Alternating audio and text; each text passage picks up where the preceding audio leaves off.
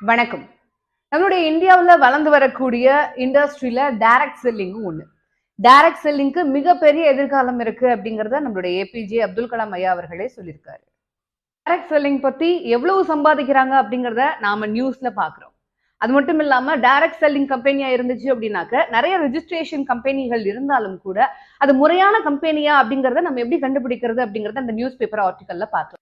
ஒரு முறையான direct selling company எந்த மாதிரி எல்லாம் இருக்கணும் அப்படிங்கறத நான் சொல்றேன். முதல்ல அந்த கம்பெனில நீங்க அக்கௌண்ட் ஜாயின் பண்றதுக்கு, அக்கௌண்ட் கிரியேட் பண்றதுக்கு எந்த விதமான பணமும் வசூலிக்க கூடாது.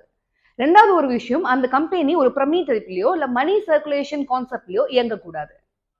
நாம வாங்கக்கூடிய ப்ராடக்ட்டுக்கு ஜிஎஸ்டி பில் கொடுக்கணும். இன்னொரு விஷயம் இருக்கு, அது அந்த கம்பெனில மேனுஃபேக்சர் செய்யப்பட்ட ஓன் ப்ராடக்டாக இருக்கணும்.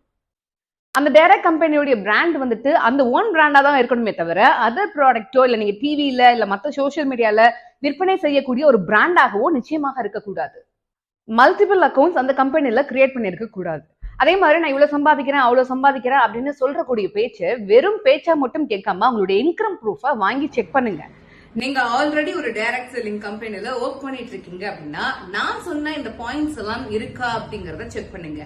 அப்படி இல்லைன்னா முறையான டைரக்ட் செல்லிங் கம்பெனில சேர்ந்து லாபம்